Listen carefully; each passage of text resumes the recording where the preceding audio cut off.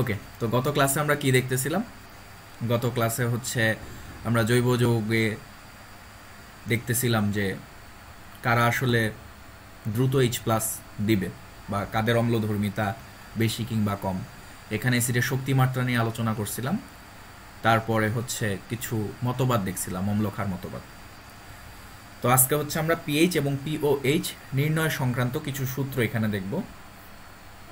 তো সূত্রগুলা আমি একটু আলাদা করে লিখছি। তো এখানে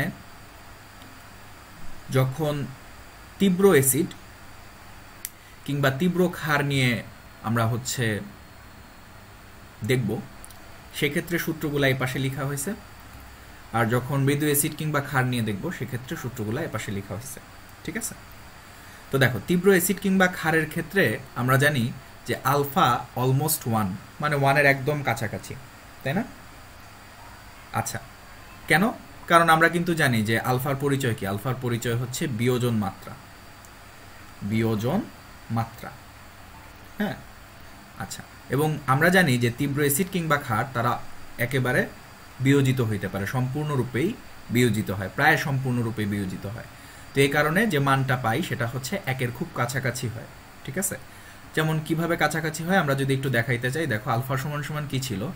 আলফা সমান সমান ছিল হচ্ছে A/A0। হ্যাঁ, তার মানে এর পরিচয় কি ছিল?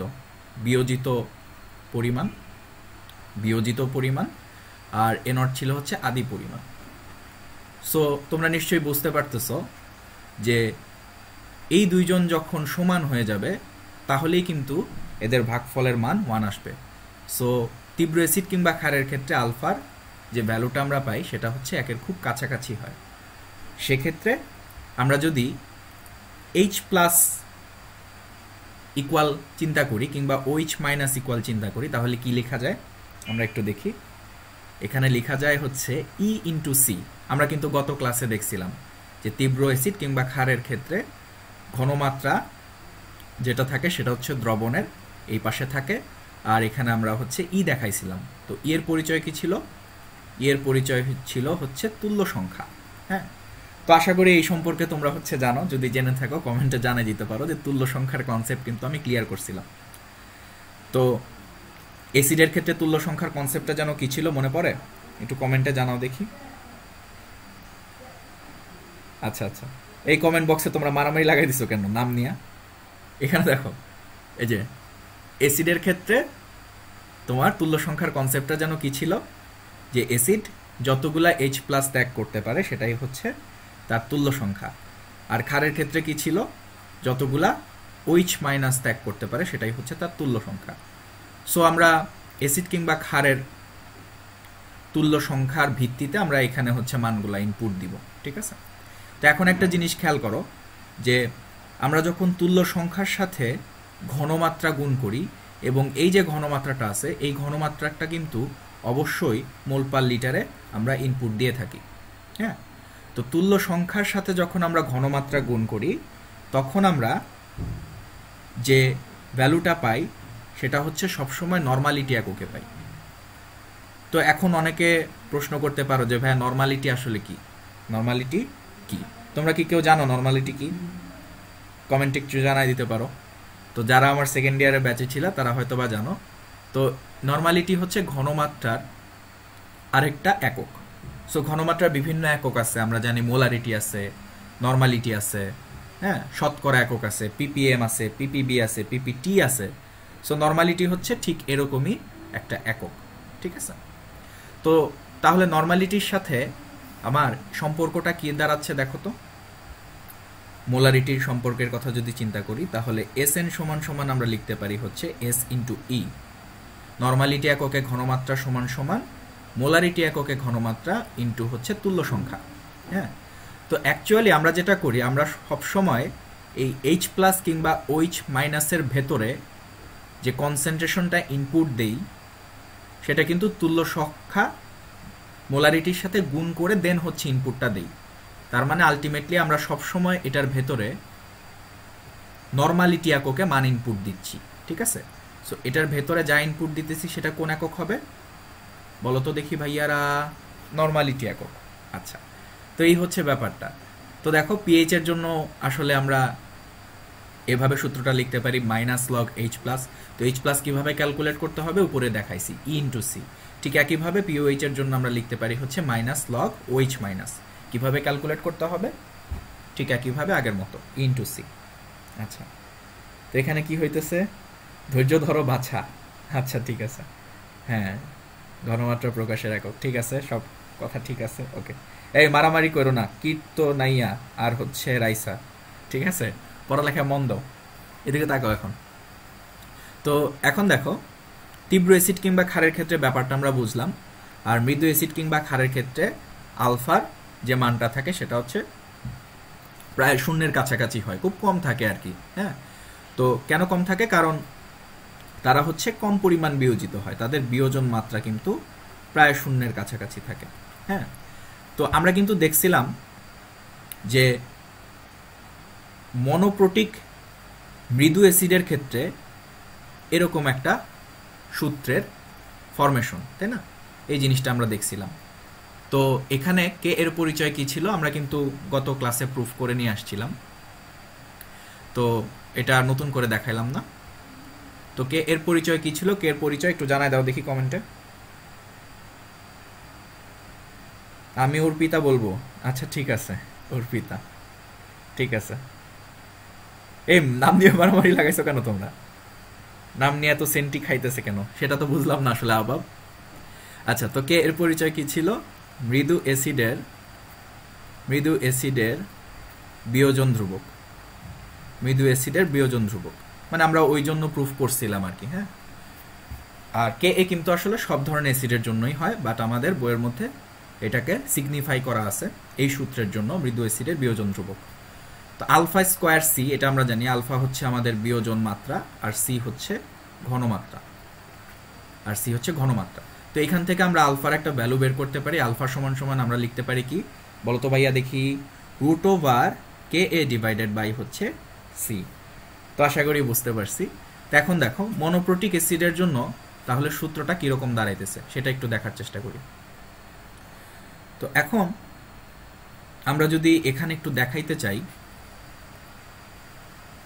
যে এইচ প্লাস সমান সমান ই ইন্টু আলফা ইন্টু সি, এই জিনিসটা আসলে কিভাবে লিখলাম বা কেন লিখলাম, তো সেটা যদি একটু দেখতে চাও তাহলে এখানে খেয়াল করতে পারো যে এইচ এ, তো সেটা আসলে কিভাবে ভাঙে, যে কোনো একটা মৃদু অ্যাসিড নিছি, এইচ প্লাস আর এ মাইনাস দেয়, তাই না? তো এখানে দেখো, এখানে আমার ইনিশিয়াল যে কনসেন্ট্রেশন সেটা ধরো সি ছিল, এটা হচ্ছে 0 আর এটা হচ্ছে 0। তো সাম্যাবস্থায় কি ছিল? সাম্যাবস্থায় কিছু পরিমাণ বিয়োজিত হবে। তো কতটুকু বিয়োজিত হবে আমরা গত ক্লাসে দেখাইছিলাম, আলফা সি পরিমাণ বিয়োজিত হবে, তাই না? আর আমরা কিন্তু জানি যে আলফা সমান সমান এক্স ডিভাইডেড বাই হচ্ছে নিচে আদি পরিমাণ, আর এখানে যেহেতু ঘনমাত্রা নিয়ে কাজ করতেছি তাহলে আদি ঘনমাত্রা। তাহলে এক্স সমান সমান আমরা কি লিখতে পারি জানাই দাও তো দেখি। এক্স সমান সমান কি লিখবো? আলফা ইন্টু হচ্ছে সি।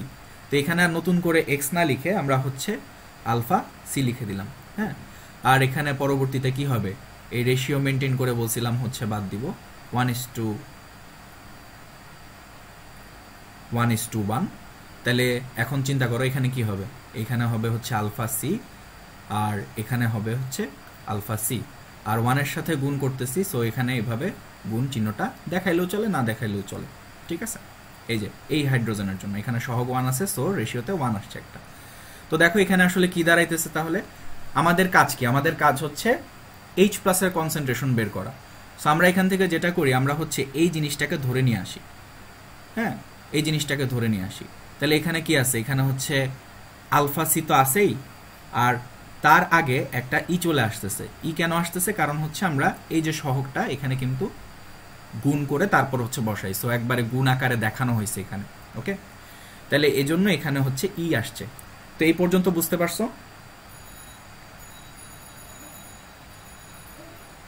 হ্যাঁ, আলফা ইন্টু সি, হ্যাঁ ঠিক আছে, গুড গুড। আচ্ছা, আরেকটা কথা বলি, ফেসবুকের যে লাইভ স্ট্রিমিং সেটা কিন্তু একটু পরে পরে যায়। মনে করো আমি কথা বলতেছি আগে, তোমরা হচ্ছে রিসিভ করতেছো পরে, এটা একটু জানাই রাখলাম। সো আশা করি বুঝতে পারছো। এখন দেখো এখানে এইচ প্লাসের জন্য আমরা লিখতে পারি হচ্ছে ই ইন্টু আলফা ইন্টু সি মনোপ্রোটিকের জন্য। তো এখন মনোপ্রোটিকের জন্য যদি আমরা এখানে মানটা বসাইতে চাই তাহলে ই এর ভ্যালু কত বসাইতে পারি? ই এর ভ্যালু হচ্ছে 1 বসাই দিতে পারি। সো এখানে বসাইলেও যে কথা, না বসাইলেও সে কথা। এখন দেখো আলফা ইন্টু সি, তো এটাকে আসলে কিভাবে লেখা যায় একটু খেয়াল করো। আলফার একটা মান কিন্তু আমরা জানি, উপরে লিখছি, তো সেটা কত? সেটা হচ্ছে root over k a divided by হচ্ছে সি। হ্যাঁ, তো এভাবে লিখছি, আর এখানে একটা সি কিন্তু অলরেডি আছে, তাহলে এই সিটাকে বসাই দিই। তো এখন একটু চিন্তা করো যে এই লাইন থেকে আসলে এই লাইনটায় আসা যায় কিনা, সেটা কি তোমরা বোঝো? যদি বুঝে থাকো তাহলে একটু ইয়েস জানাই দাও। ইয়েস, ইয়েস, মেবি তোমরা বুঝতে পারছো, রাইট? এখান থেকে কিন্তু এখানে আসা যায়। হ্যাঁ, কারণ এইটা কি?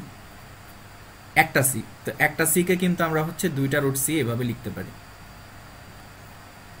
দুইটা রুট সি। হ্যাঁ, তাহলে এখানে হচ্ছে একটা রুট সি কাটা, আর এখানে রুট ওভার কে এ ইন্টু হচ্ছে রুট ওভার সি, তো এদেরকে একত্র করে আমরা এভাবে হচ্ছে লিখতে পারি রুট ওভার কে এ ইন্টু সি। তো দেখো আমরা দুইটা সূত্র মনে রাখতে পারি। যখন আমাদের বিয়োজন ধ্রুবক দেওয়া থাকবে, কে এ দেওয়া থাকবে এবং ঘনমাত্রা দেওয়া থাকবে, তখন আমরা এই সূত্রটা অ্যাপ্লাই করতে পারি। তো তুমি যেটা করতে পারো, এই সূত্রটা হচ্ছে মুখস্থ করতে পারো। আশা করি বুঝতে পারতেছি। ইয়েস, ওকে, হ্যাঁ, ভালো হয়েছে। আমি বললেও শুনে না, একটু কমেন্ট পড়তে কি কমেন্ট করতে পারতেছি, ভালোই। আচ্ছা আচ্ছা, ঠিক আছে, বেশ বেশ, হ্যাঁ, ফুর্তিতে থাকো, আনন্দ থাকো। তো যাই হোক, এখানে বলতেছি এটা হচ্ছে মুখস্থ রাখতে পারো।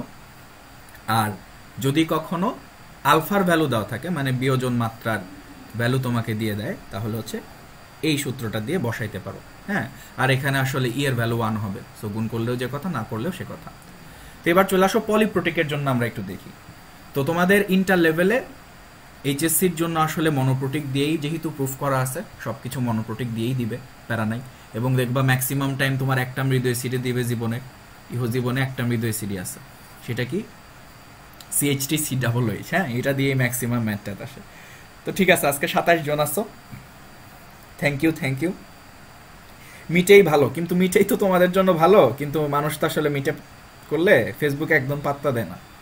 সো ফেসবুকে একটু পাত্তা দরকার, প্রতিদিন 2 জন নিয়ে ক্লাস করতে ফেসবুকে ভালো লাগে না, বুঝছো? আর এটা আসলে সবার জন্য উন্মুক্ত রাখছি। সো গুটি কয়েক মানুষ নিয়ে আমি হচ্ছে মিটে পালায় গেলাম, তাহলে তো আর হইল না। সবাই জানুক, সবাই দেখুক। আচ্ছা, ঠিক আছে। এই মারামারি করতেছো কেন? ওরে বাইর কর এখান থেকে। না ভাই, কাউরে বাইর করা লাগবে না, সবাই থাকো এখানে। হ্যাঁ, এখানে আনলিমিটেড স্টোরেজ আছে। তো এবার চলে আসো পলিপ্রোটিক। তো পলিপ্রোটিকের ক্ষেত্রে কি হবে? পলিপ্রোটিক বলতে আমরা বুঝাইতেছি যেখানে হচ্ছে ই এর ভ্যালু গ্রেটার দেন 1 হবে, মানে 1 থেকে বেশি যে কোনো কিছু হইতে পারে। তো সেক্ষেত্রে এইচ প্লাস যদি আমরা নির্ণয় করতে চাই, এইচ প্লাস এর ভ্যালু বের করতে চাই, তাহলে আমাদের নর্মাল ফরম্যাটটা কীরকম হবে? একদম general format, E into alpha into C. So এই ই এর ভ্যালুটা কিন্তু ভ্যারি করতে পারে। হ্যাঁ, যেমন মনোপ্রোটিকের ক্ষেত্রে ই এর ভ্যালু হচ্ছে 1 বসায় দিছিলাম, আর পলিপ্রোটিকের ক্ষেত্রে ই এর ভ্যালু যে কোনো কিছু হবে। হ্যাঁ, যেমন যদি ডাইপ্রোটিক হয় তাহলে এর ভ্যালু হচ্ছে 2, ট্রাইপ্রোটিক হইলে এর ভ্যালু হবে 3। হ্যাঁ, এই ইগুলা বসানো যেতে পারে। বাট তোমার ডাই কিংবা ট্রাই যে কোনো কিছুর কথাই চিন্তা করো না কেন, তোমার আলফার ভ্যালু কিন্তু সবসময় চেঞ্জ হবে। হ্যাঁ, যেমন ধরো এখানে আমি যেটা দেখাইছি, এখানে একটা জেনারেল ফরমেশন দেখাইছি, যেটা আসলে সবার জন্য তুমি ব্যবহার করতে পারবা। হ্যাঁ, সেটা ডাই বলো কিংবা ট্রাই বলো, হ্যাঁ, সবার জন্য তুমি আলফার এই যে ভ্যালুটা এখানে নিয়ে আসা হয়েছে, গতদিন আমি প্রুফ দেখাইছিলাম, এই জিনিসটা তুমি হচ্ছে প্রয়োজন অনুসারে ই এর ভ্যালু ভিতরে চেঞ্জ করে বসায় দিতে পারবা আলফার মান বের করার জন্য। তো জিনিসটা আমি একটু বলি, দেখো এখানে রুটের এই পাশে ই প্লাস 1 আছে, বুঝছো?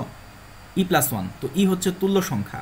হ্যাঁ, তো যেমন ধরো আমি যদি এখানে ফসফরিক অ্যাসিডের কথা চিন্তা করি, H3PO4, তো ধরে নাও আমার ফসফরিক অ্যাসিড হচ্ছে একটা মৃদু অ্যাসিড। এবং কেমন টাইপের মৃদু অ্যাসিড বলো তো দেখি, বলো দেখি। আচ্ছা, তো এখানে 3টা H প্লাস আসলে সে ডোনেট করতে পারবে, তাহলে এটা হচ্ছে ট্রাইপ্রোটিক। ঠিক আছে, ট্রাইপ্রোটিক।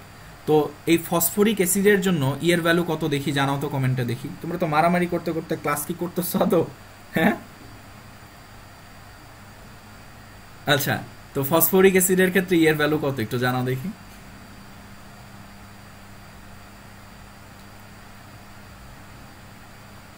হ্যাঁ, ট্রাইপ্রোটিক, ঠিক আছে।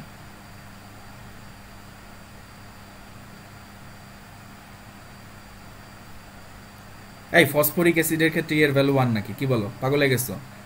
ওইটা তো ওইটা তো হচ্ছে কি জানি, পিনিক অ্যাসিড। পিনিক অ্যাসিডের জন্য হচ্ছে এর ভ্যালু 1। হ্যাঁ, ফসফরিক অ্যাসিডের জন্য হচ্ছে 3। মানে পিনিক অ্যাসিড মানে হচ্ছে ফসফিনিক অ্যাসিড, ঠিক আছে। তো যাই হোক, এর ভ্যালু হচ্ছে 3। হ্যাঁ, সবাই কারেক্ট অ্যান্সার দিছো, ঠিক আছে। সরি বলার কিছু নাই, অর্পিতা, ভুল হইতেই পারে, মানুষ মাত্রই মর্টাল। তো ই সমান সমান হচ্ছে 3 আমরা পাইলাম। তো 3টা করো, তাহলে এখানে সূত্রের এখানে তুমি যে এখানে ই দেখতেছো, এই ই এর জায়গাগুলায় 3 বসায় দিবা। 3 বসায় দিবা। তারপরে এখানে হচ্ছে তোমার মৃদু অ্যাসিডের বিয়োজন ধ্রুবক যদি তোমার দেওয়া থাকে, এটা বসাবা। এই ই এর জায়গায় হচ্ছে 3 বসাবা। হ্যাঁ, ফসফরিক অ্যাসিডের জন্য কনসেন্ট্রেশন যেটা দেওয়া থাকবে সেটা বসাবা। আবার তার উপর পাওয়ার যেটা আছে সেটা হচ্ছে 3 বসাবা। তো 3 বসাবা, সব কিছু বসানো টসানোর পরে ইনটু সি, মানে কনসেন্ট্রেশন দ্রবণের যেটা দেওয়া থাকবে সেটা বসাই দিবা।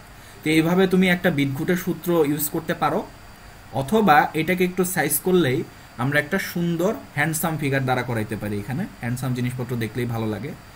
তো এটা হচ্ছে একটা হ্যান্ডসাম ফিগার, ঠিক আছে। তো এই সূত্র দিয়ে তুমি টোটালটা ধরে এইভাবে ম্যাথ করতে পারো, অথবা ডাইরেক্ট হচ্ছে এই ফরম্যাটটা দিয়ে ম্যাথটা করে ফেলতে পারো। খুবই ইজি। এখানে দেখো কি হয়েছে, কিছুই না। এখানে ওই যে দেখো রুটের এই পাশে তোমার E+1, মানে একইভাবে বসাবা, যেমন ফসফরিক অ্যাসিডের ক্ষেত্রে 3 + 1, আর রুট এবং রুটের ভেতরে বাকি যারা আছে সবাই E × Ka × C। সো আমরা যেটা করবো, আমরা হচ্ছে এই সুন্দর সহজ ফরম্যাটটা সবসময় ইউজ করতে পারবো। হ্যাঁ, বুঝতে পারছো? ইয়াস ইয়াস। অর্পিতা কিসে আছে? আচ্ছা, ঠিক আছে, ওকে। হ্যাঁ হ্যাঁ, ঠিক আছে। পাবলিকে এইসব বইলো না, পরে অর্পিতার প্রেস্টিজ পাঞ্চার হয়ে যাবে, থাক। ওকে। তো আশা করি আমরা পলিপ্রোটিকের জিনিসটা বুঝতে পারছি, যে যে কোনো কিছুই থাকুক না কেন, ডাই, ট্রাই কিংবা টেট্রা, আমরা হচ্ছে ইয়ের ভ্যালুগুলো চেঞ্জ করব। ইয়েস ইয়েস, ওকে, ইয়েস, হ্যাঁ, বুঝতে পারছি। তা আশা করি বুঝতে পারছি। তো এবার এখানে চলে আসো, যে মাঝে মধ্যে এরকম কিছু প্রশ্ন তোমাকে দিবে, যে তোমার দুটা অ্যাসিড দিছে, দুইটা অ্যাসিডের কে এর ভ্যালু দিয়ে দিছে। তো একটা হচ্ছে K1 আর একটা হচ্ছে Ka2। সো তোমাকে বললো এই দুইটা অ্যাসিডের Ka1 এর ভ্যালু ধরো দিয়ে দিল, Ka2 এর ভ্যালু ধরো দিয়ে দিল, ভিন্ন ভিন্ন দুইটা অ্যাসিডের। এখন বললো যে কার স্ট্রেংথ কীরকম, এটা ধরো কম্পেয়ার করতে বললো। হ্যাঁ, তো এখানে আমরা কি করব, আমরা হচ্ছে স্ট্রেংথ কম্প্যারিজন করার জন্য আমরা হচ্ছে এখানে এরকম একটা ফরমেশন লিখছি। তো এখানে উপরে দেখতেছি হচ্ছে স্ট্রেংথ অফ ফার্স্ট অ্যাসিড, মানে প্রথম অ্যাসিডের স্ট্রেংথ আমরা লিখছি। এখানে কোনো মান ইনপুট দিতে হবে এমন না, জাস্ট এটা হচ্ছে একটা কথা। হ্যাঁ, আর নিচে কি, নিচে হচ্ছে স্ট্রেংথ অফ সেকেন্ড অ্যাসিড, মানে কথা লিখছো। আর কম্প্যারিজনটা কিভাবে করবা, তুমি মান ইনপুট দিবা হচ্ছে ডান পাশে। যেমন কি করতে হবে, √ওভার Ka1, মানে 1 নাম্বার অ্যাসিডের বিয়োজন ধ্রুবকের মান, ডিভাইডেড বাই হচ্ছে 2 নাম্বার অ্যাসিডের বিয়োজন ধ্রুবকের মান। সেটা রেশিও করবা। রেশিও করার পরে তুমি বুঝতে পারবা যে কার স্ট্রেংথ কম, কার স্ট্রেংথ বেশি। তো এই ধরনের কম্প্যারিজন যদি কখনো করতে বলে, এটা ইন্টার লেভেলে দিবে না, অ্যাডমিশনে মাঝে মধ্যে দেয়, ঢাকা ভার্সিটি কিংবা জাহাঙ্গীরনগর জগন্নাথে। তো তুমি যেটা করবা, জাস্ট হচ্ছে রেশিও ক্যালকুলেট করবা, তারপরেই কাজ হয়ে যাবে। এবং এই ধরনের প্রশ্নে শুধুমাত্র বিয়োজন ধ্রুবক বলে দিবে, আর কিচ্ছু বলা থাকবে না। সেটা নিয়ে কোনো টেনশন নেই। আমি জাস্ট তোমাদের একটা উদাহরণ দেখাই এখানে, তাহলে আরও বুঝতে পারবা। ধরো তোমাকে দেওয়া আছে C2H5COOH। হ্যাঁ, ধরো এটা হচ্ছে আমার প্রোপানোয়িক অ্যাসিড। তো প্রোপানোয়িক অ্যাসিডের Ka1 ধরো দেওয়া আছে কিছু একটা, ধরো আমি ধরে নিলাম র্যান্ডম মান, ধরো 10 কিংবা 20, সংখ্যা না ধরি, ধরলাম হচ্ছে X। আর আরেকটা অ্যাসিড দেওয়া আছে, ধরো সেটা CH3COOH, সবচেয়ে পরিচিত অ্যাসিড। হ্যাঁ, তো তার জন্য যে Ka দেওয়া আছে সেটাকে Ka2 ধরলাম, সেটা ধরো হচ্ছে Y। তাহলে তোমাকে বললো যে এই দুইটা অ্যাসিডের মধ্যে কোনটা স্ট্রঙ্গার, তো তুমি কম্প্যারিজন কিভাবে করবা, মান দেখেই বোঝা যায়, তাও আসলে ম্যাথমেটিক্যাল এভাবে দেখানো হয় অনেক সময়। যেমন তুমি এখানে লিখবা হচ্ছে স্ট্রেংথ অফ 1 নাম্বার অ্যাসিড। তো 1 নাম্বার অ্যাসিড আসলে কে? 1 নাম্বার অ্যাসিড হচ্ছে C2H5 COOH। ধরো এটা এই পুরা কথাটাই লিখবা। আর নিচে কি করবা? Strength of 2 number acid CH3 COOH। তো কি করবা? √ Ka1 ডিভাইডেড বাই হচ্ছে Ka2। তো এখন এটা রেশিও ক্যালকুলেট করবা, এক্স আর ওয়াই এর মানগুলা যেগুলো দেওয়া থাকবে সেগুলো বসাবা। তো বসায় যদি দেখো এরকম কিছু একটা আসতেছে, এটা হচ্ছে C2H5 COOH আর নিচেরটা হচ্ছে CH3 COOH। তো বসানোর পরে রেশিও ক্যালকুলেট করে ধরো তোমার মান আসছে 1 থেকে বেশি আসছে। তাহলে 1 থেকে যদি বেশি আসে, সাপোজ আমি কিন্তু এমনি বলতেছি আর কি বলার জন্য, 1 থেকে বেশি আসছে, তাহলে 1 থেকে যদি বেশি আসে তোমার সিদ্ধান্ত কি বলো তো? তোমার হচ্ছে এই অ্যাসিডটা অম্লধর্মিতা বা স্ট্রেংথ হচ্ছে বেশি, বুঝছো? শক্তিশালিতা বেশি, শক্তিশালিতা। আর যদি এরকম হয় 1 থেকে কম আসে, তাহলে সিদ্ধান্ত হইতেছে যে উপরের অ্যাসিডটা শক্তিশালিতা তুলনামূলক নিচের অ্যাসিড থেকে কম। তা আশা করি বুঝতে পারছো এটা। হ্যাঁ, এইচএসসিতে ডিরেক্ট ইউজ করা যাবে এই সূত্রগুলা জীবনেও। কোনটার কথা বলছো? আমার কাছে একটু লেটে আসতেছে তোমাদের ইয়েগুলা, আমি তাগায় গেছি অনেকখানি। আচ্ছা, এই সূত্রগুলো কি ভাই এইচএসসিতে ডিরেক্ট ইউজ করা যাবে? হ্যাঁ, এইচএসসিতে ইউজ করা যাবে, কোনো সমস্যা নেই। কিন্তু তুমি একটু দেখবা যে আসলে কত মার্কের জন্য কোশ্চেনটা দেওয়া আছে। যদি ধরো 3-এর জন্য দেওয়া থাকে, তোমার হাতে সময় আছে কি নাই সেটার উপর ডিপেন্ড করে তুমি আসলে প্রুফ করলেও করতে পারো, বাট না করলেও কোনো সমস্যা নেই। এটা আসলে খুবই সিম্পল, এটা এভাবে তুমি করে দিলেও ফুল মার্কই পাওয়া, প্যারা নেই। আচ্ছা, ইয়েস, এটা বুঝতে পারছো। হ্যাঁ হ্যাঁ, ওকে, খুব সিম্পল। হ্যাঁ, তো এবার আমরা হচ্ছে নেক্সটে চলে যাই। তো দেখো, আমরা হচ্ছে অনেক টাইপের ম্যাথ করব। হ্যাঁ, অনেক টাইপের ম্যাথ, টাইপ ভিত্তিক প্রবলেম, অনেক প্রবলেম আমরা হচ্ছে সলভ করব।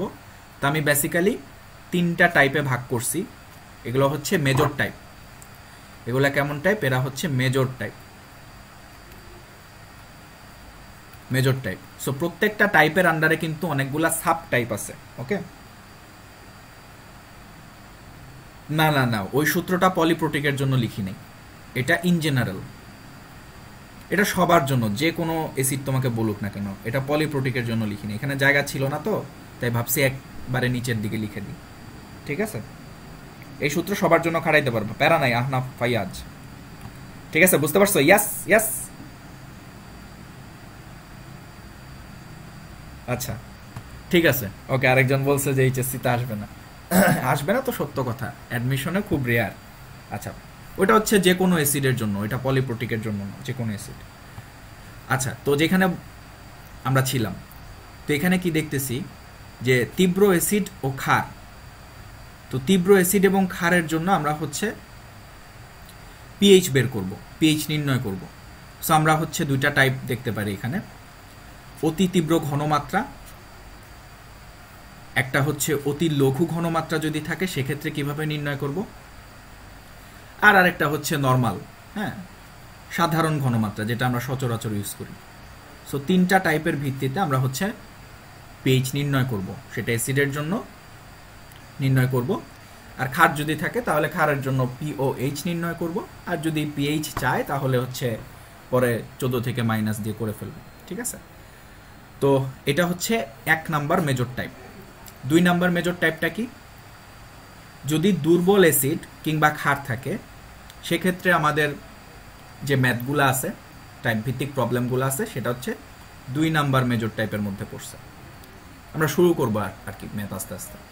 আর 3 নাম্বার যে মেজর টাইপটা সেটা হচ্ছে মিশ্রণ, মানে অ্যাসিড আর ক্ষারের মিশ্রণ ঘটাবা।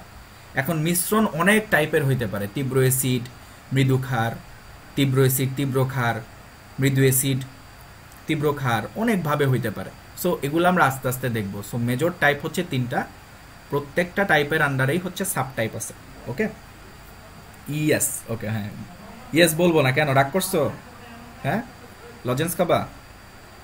আচ্ছা, এবার এখানে চলে আসো। তো দেখো, প্রথম আমাদের যে টাইপটা আমরা বলতেছি তীব্র অ্যাসিড কিংবা ক্ষারের জন্য আমরা হচ্ছে কিছু ম্যাথ সলভ করব।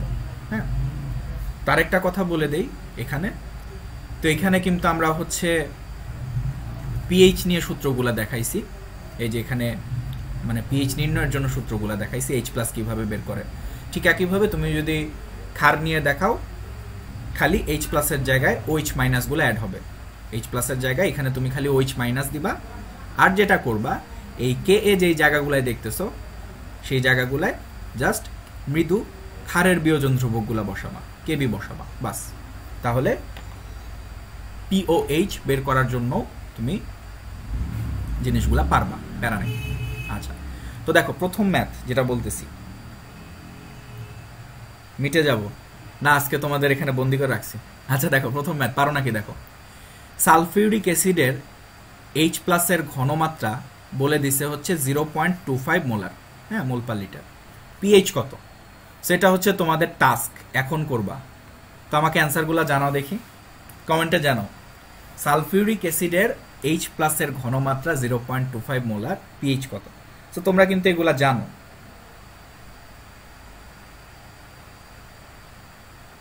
হয়েছে তোফায়েল আর লজেন্স দিতে হবে না, পরে আরো বেশি কিছু বায়না করবে। খাইতে দিলে শুইতে চায় মানুষ, তাই হচ্ছে বেশি কিছু বায়না করতে পারে। হয়েছে, এটার অ্যান্সার বলো। সালফিউরিক অ্যাসিডের এইচ প্লাসের ঘনমাত্রা যদি 0.25 মোলার হয়, পিএইচ কত বলো?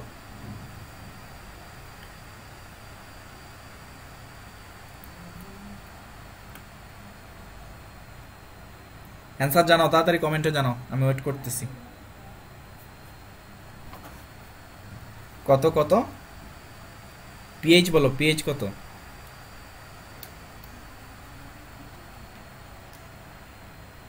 আচ্ছা, একজন বলছে 0.602, আর অন্য কেউ?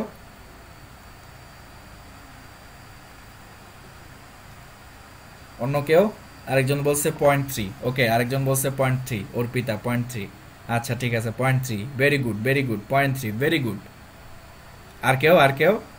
তো রাজ হইতেছে একটু ভুল বলছো নাকি, হ্যাঁ ভাইয়া? আচ্ছা দেখি, রাজ হইতেছে মানে বিপরীতে চলে। হ্যাঁ, সবাই একদিকে যায়, রাজ হচ্ছে বিপরীতে হাঁটে, খুব ভালো। আচ্ছা, আর কেউ অ্যান্সার দিবা না? আর কেউ পারো না নাকি? এগুলো তো করাইছি তীব্র অ্যাসিডের জন্য, তাই না? হ্যাঁ, 0.301। ওকে, ফাইন। ওকে, তাহলে এই তো 0.301। ওকে, ঠিক আছে। ইয়ে কই, যে রাগ করছে সে কোথায়?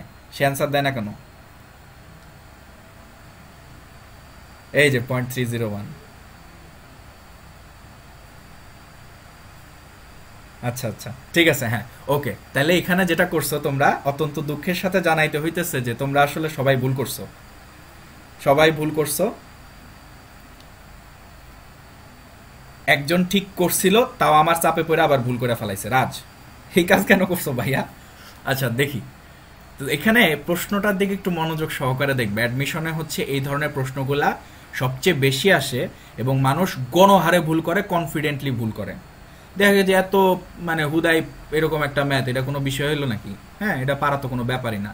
ধুমাধুম কি করে, ক্যালকুলেটর চাপাচাপি করে, তারপর অ্যান্সার বের করে দিয়ে চলে আসে, কিন্তু হালকা করে মারা খেয়ে যায়। কেন? এবার চলো দেখি। তো এখানে কি বলছে দেখো, পিএইচ বের করতে বলছে। তো নর্মালি আমরা হচ্ছে পিএইচ এর সূত্রটা লিখি, পিএইচ সমান মাইনাস লগ এইচ প্লাস। ওকে, তা আমরা যেটা করতাম, আমরা হচ্ছে মাইনাস লগ আর এটার ভেতরে এইচ প্লাসের কনসেন্ট্রেশনটা বসায় দিতাম।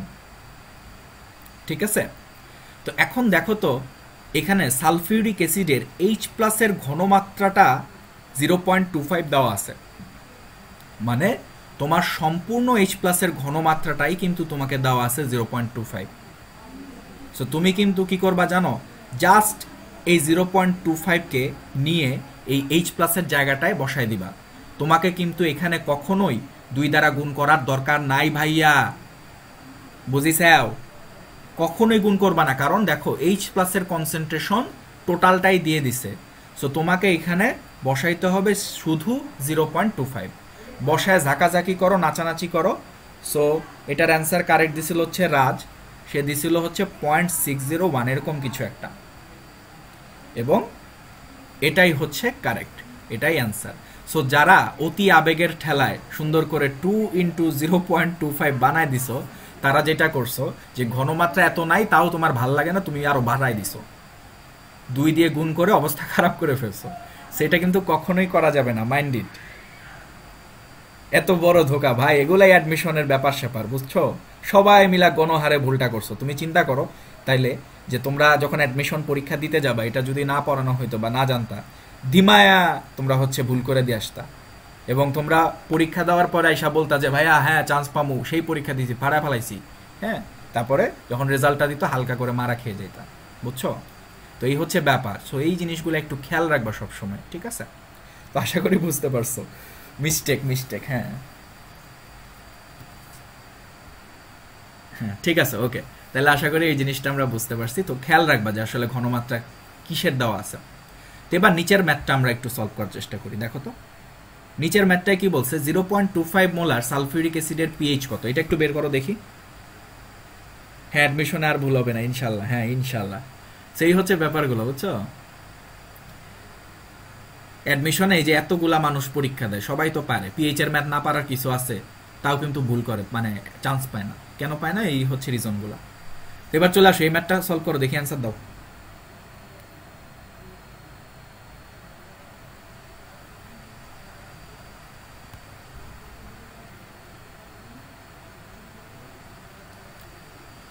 এইটা হচ্ছে 0.301, এটা 0.301।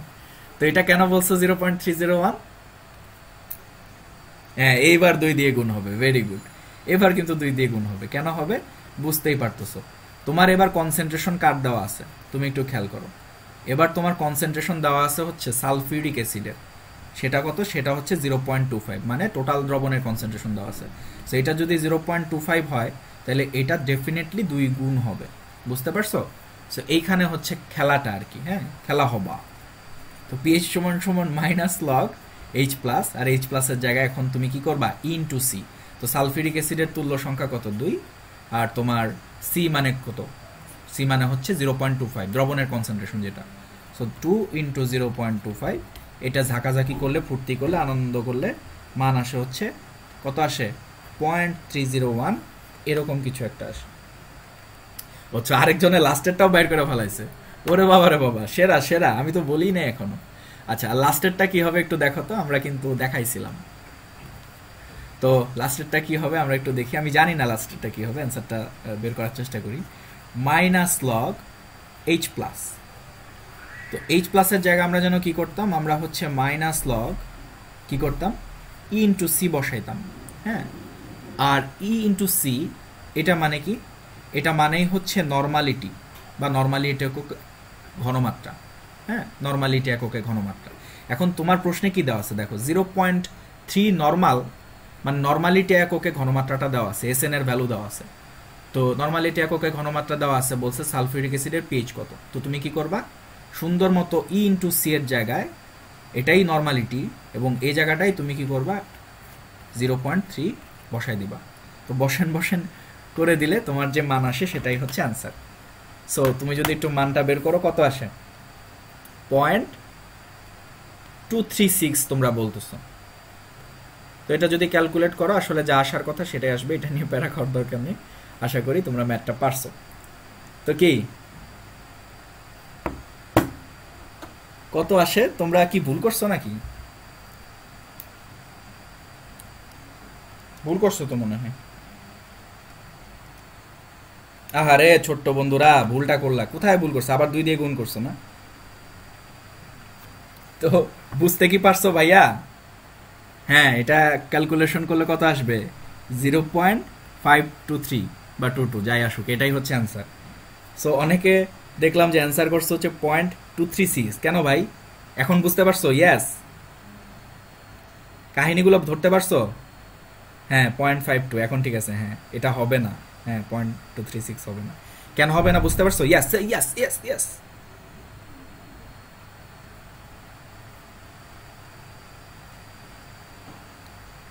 হ্যাঁ আশা করি এখন ধরতে পারছো সবাই। রাজ বলতেছে 0.522। হ্যাঁ ঠিক আছে, 0.52। আচ্ছা, তাহলে এখন সবাই বুঝতে পারছো না? তো একটু ইয়েস জানাই দাও কমেন্টে, তাহলে আমি বুঝবো যে হ্যাঁ ঠিক আছে, ইয়েস। ওকে, তো বুঝতে হবে তোমাকে আসলে কোন এককে ঘনমাত্রাটা দেওয়া আছে। যদি নর্মালিটিতে থাকে তাহলে কি করবা, জাস্ট এইচ প্লাসের জায়গায় ওই জিনিসটাকে বসাই দিবা। কারণ আমরা কিন্তু আগেই বলে আসছি, দেখো একটু আগেই কিন্তু আমরা একটা জায়গায় বলে আসছি যে নর্মালি এটকে ঘনমাত্রা হচ্ছে মোলারিটি এককে ঘনমাত্রা ইন্টু হচ্ছে তুল্য সংখ্যা। হ্যাঁ, সো কখনো যদি এরকম 0.25 নর্মাল থাকে, এটা দ্বারা বুঝবা তোমার এস ইন্টু ই এর ভ্যালু ডাইরেক্ট দেওয়া আছে। হ্যাঁ, সো তখন আবার পাকনামি করে 2 বা 3 যা থাকুক না কেন এইচ প্লাসের সংখ্যা এটা দিয়ে গুণ করতে যায় না। আচ্ছা, ইয়েস, বুঝতে পারছি। কি মজা পাইছো একটু জানো তো দেখি, মজা পাইছো নাকি? আচ্ছা, ইয়েস, হ্যাঁ মজা পাইছা। মশার কামড়ে শেষ হয়ে যাইতেছি। আচ্ছা ঠিক আছে, তো এবার চলে আসো এখানে। তো এখানে আমরা দুইটা ডিফারেন্ট টাইপ দেখাবো। না না না না না, এই টাইপিং মিস্টেক আমি করি না, ইচ্ছা করে করছি। হ্যাঁ, এন থাকলে হচ্ছে নর্মালিটি। সো যারা সেকেন্ড ইয়ারে আসো তারা আসলে এগুলা জানো, আর যদি কেউ না জানো তাহলে ওই যে সম্পর্ক আমি লিখে দিছি। তো এটা কিভাবে আসছে সেটাও প্রুফ করা যায়। প্রুফগুলা এখন তো দেখাচ্ছি না, প্রুফগুলা পারে তোমার বন্ধু বান্ধবরা পারে, ওদের কাছ থেকে শিখে নিও। তো এখানে আসো, এখন দেখো একটা ম্যাথ দিছে। তো ম্যাথটায় কি বলছে, ম্যাথটায় বলছে হচ্ছে 1.5 মোলার সালফিউরিক অ্যাসিড দ্রবণের পিএইচ ও পিওএইচ কত। তো ঠিক আছে, তো প্রথম কাজ হচ্ছে সালফিউরিক অ্যাসিডের পিএইচ বের করা। আর এখানে সালফিউরিক অ্যাসিডের ঘনমাত্রাটা ডাইরেক্ট দিয়ে দিছে, মানে অ্যাসিডের ঘনমাত্রা দিয়ে দিছে, দ্রবণের ঘনমাত্রা দিয়ে দিছে। সেটা বের করা কিন্তু কোনো কঠিন ব্যাপার না। সো আমরা কি করব, পিএইচ সমান সমান মাইনাস লগ এইচ প্লাস। তো মাইনাস লগ এইচ প্লাস যেহেতু, তাহলে মাইনাস লগ কি করব, ই ইন্টু সি। তো ই কত, এখানে সালফিউরিক অ্যাসিড যেহেতু আছে তার মানে ই হচ্ছে 2, তুল্য সংখ্যা যেহেতু 2, আর ঘনমাত্রা কত, ঘনমাত্রা হচ্ছে 1.5। সো আমরা যদি এটা ক্যালকুলেট করি কত আসে দেখো তো মানটা।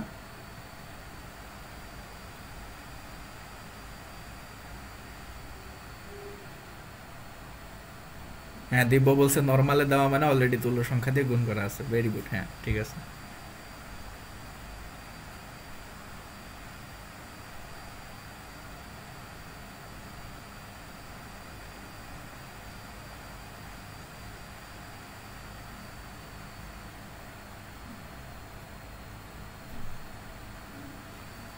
এই এটার অ্যান্সার কত আসছে জানাও না কেন? আস্তে আস্তে যায় তাই না? হ্যাঁ, এটার অ্যান্সার বলো কত আসছে।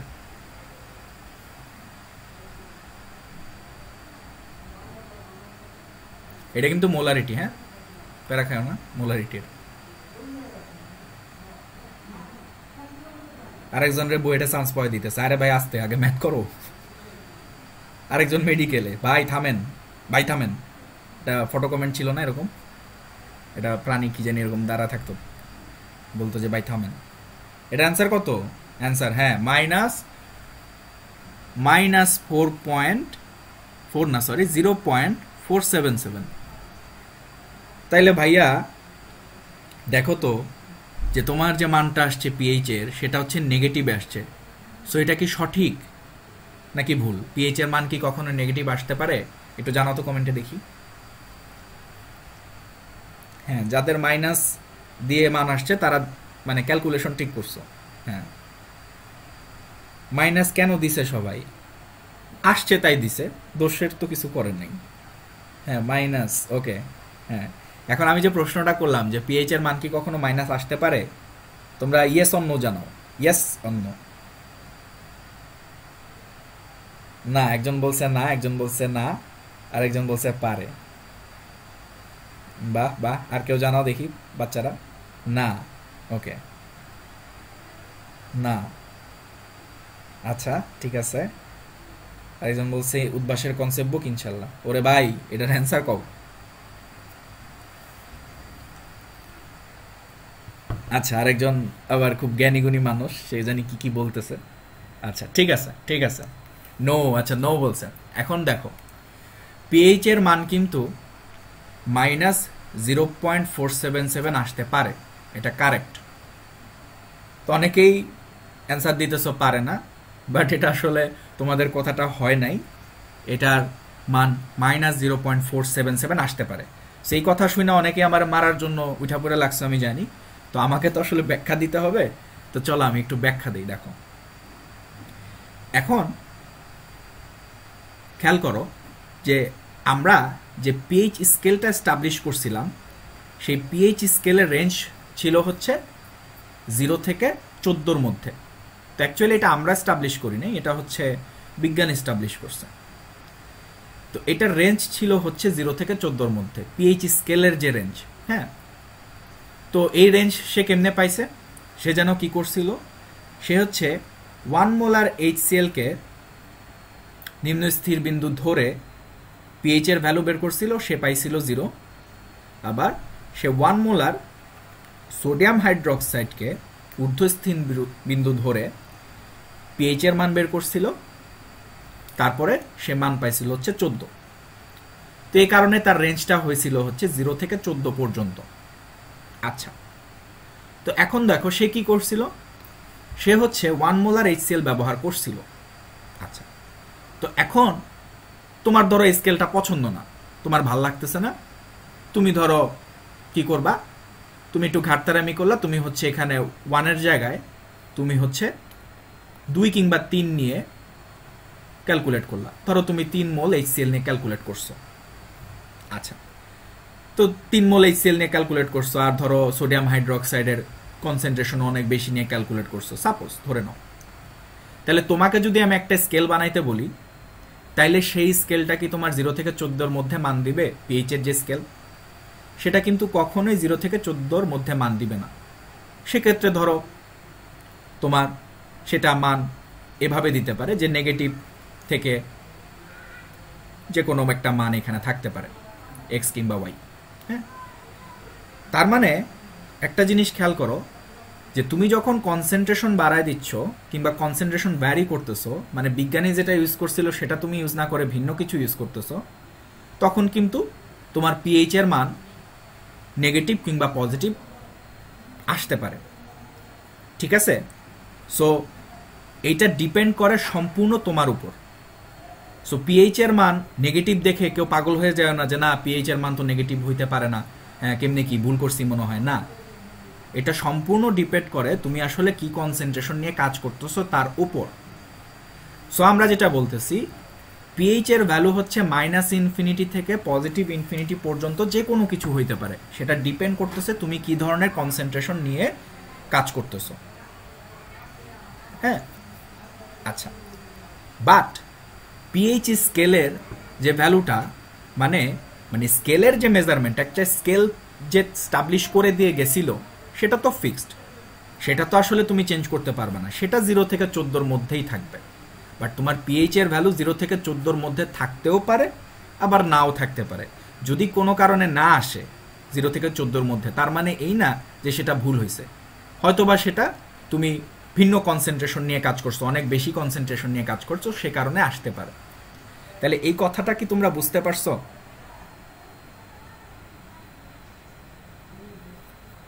হ্যাঁ, সো একটা কথা আবার বলে দেই, পিএইচ স্কেলের যে রেঞ্জ সেটা 0 থেকে 14 যেটা স্টাবলিশ করা হয়েছিল, বাট পিএইচ এর ভ্যালু 0 থেকে 14-র মধ্যে আসতেও পারে, আবার নাও পারে। যদি না আসে 0 থেকে 14-র মধ্যে, সেটা মিন করবে যে ওইটা ওই স্কেলের রেঞ্জের মধ্যে পড়ে নাই, বাট এই মানটা কিন্তু ভ্যালিড, এই মানটার ভুল নাই কোথাও। হ্যাঁ, কারণ তোমার সূত্রের তো আর চেঞ্জ নাই, যা বসাইতেছো সেইটা যে মানটা তোমাকে দিচ্ছে সেটাই তো না।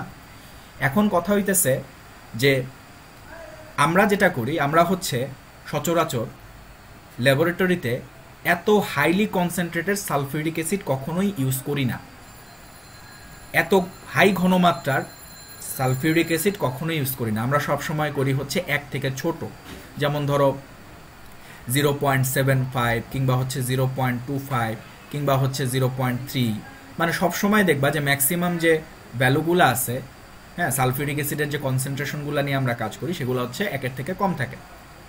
তো এজন্যই দেখো এখানে সব জায়গায় দেখো 0.25, 0.25, এটা হচ্ছে 0.3, এরকম আসলে কনসেন্ট্রেশন নিয়ে কাজ করি।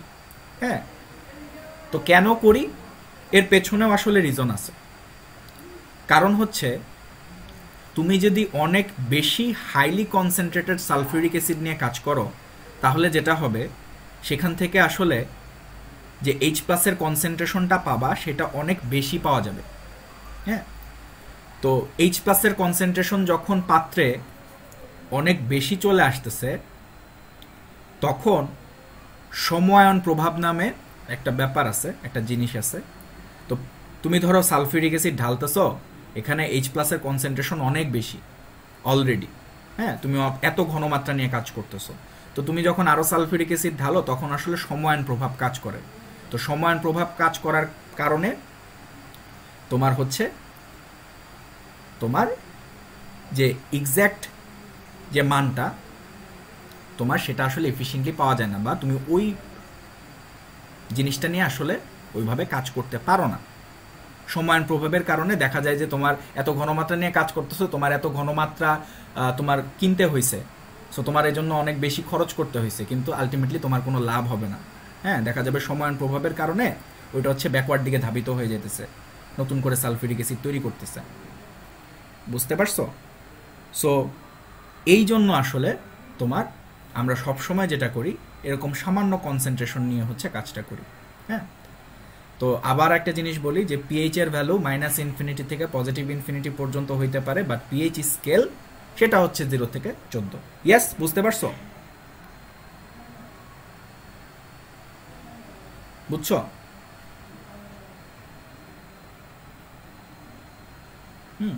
তো এখানে দেখো মানগুলো, এই জিনিসগুলো বলা আছে, দেখো অম্লের বিয়োজন হ্রাস পায় ওই যে সময়ায়ন প্রভাবের কারণে। হ্যাঁ, বাট যদিও বা আমরা দেখো আমরা হচ্ছে সবসময় সালফিউরিক অ্যাসিড একমুখী ডিরেকশন দিয়ে লিখি। হ্যাঁ, বাট তুমি যখন অতি ঘনমাত্রা ইউজ করো তখন দেখা যায় যে সামান্য কিছু বিপরীত দিকেও আসলে ধাবিত হয়। হ্যাঁ, লাসাতেলের নীতি মানতে গিয়ে আমরা আগেই বলছিলাম একটা ক্লাসে যে আমরা যদিও কিছু কিছু তড়িৎ বিশ্লেষের ক্ষেত্রে যারা হচ্ছে তীব্র তাদের জন্য আমরা হচ্ছে একমুখী ডিরেকশন দিয়ে লিখি, বাট সমস্ত বিক্রিয়া, পৃথিবীর সমস্ত বিক্রিয়াই হচ্ছে উভমুখী।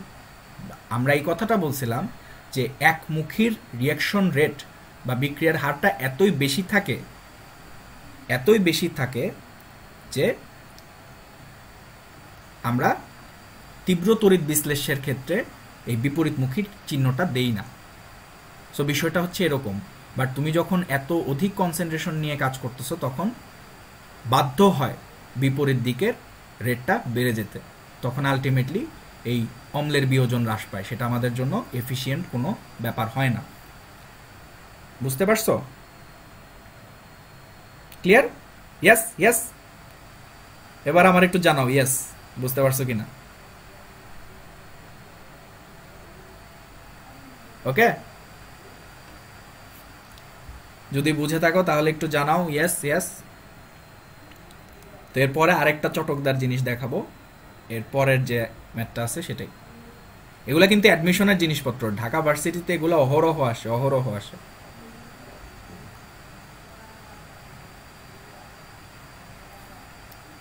বুঝছো?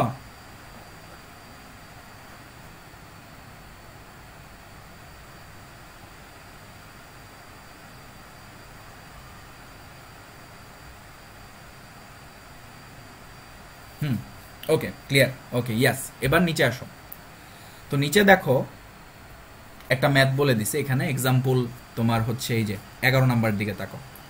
তো এখানে কি বলা হয়েছে, এখানে বলা হয়েছে 10⁻⁻8 মোলার সালফিউরিক অ্যাসিডের পিএইচ কত। সো তোমরা এটা একটু ক্যালকুলেট করো দেখি, 10⁻⁻8 মোলার সালফিউরিক অ্যাসিডের পিএইচটা কত বানাও দেখি, একটু করো। তো এটা আসে হচ্ছে পিএইচ সমান -log H+। তো তোমরা যেটা করতা, তোমরা হচ্ছে এরকম কাজ করতা, -log H+, মানে কি বুঝতেই পারতেছো, টোটাল কনসেন্ট্রেশন হিসাব করতে হবে। তাহলে 2 × 10⁸ এই যে সালফিউরিক অ্যাসিডের কনসেন্ট্রেশন। সো এটা একটু ক্যালকুলেট করো দেখি কত হয়। ঠিক আছে 7.69, ঠিক আছে। ওকে, তো এটা আসে হচ্ছে 7.69। ওকে, তো এখন একটা জিনিস তোমরা একটু খেয়াল করো, এখানে 7.69 আসছে। তো তুমি কি করছিলা, তুমি হচ্ছে সালফিউরিক অ্যাসিড নিয়ে কাজ করছো, তো মান আসতেছে হচ্ছে 7.69। হ্যাঁ, তো এইটা কি ঠিক আছে টুর স্টুডেন্ট? হ্যাঁ হ্যাঁ হ্যাঁ, ঠিক আছে। তো এই মানটা কি ঠিক আছে বলো তো? দেখো তো, অ্যাসিড নিছো, একটা সালফিউরিক অ্যাসিড নিছো, সে আসলে তোমার পিএইচ দেখাইতেছে হচ্ছে 7 থেকে বেশি, মানে খারের দিকে চলে গেছে। তো এটা কি ঠিক আছে?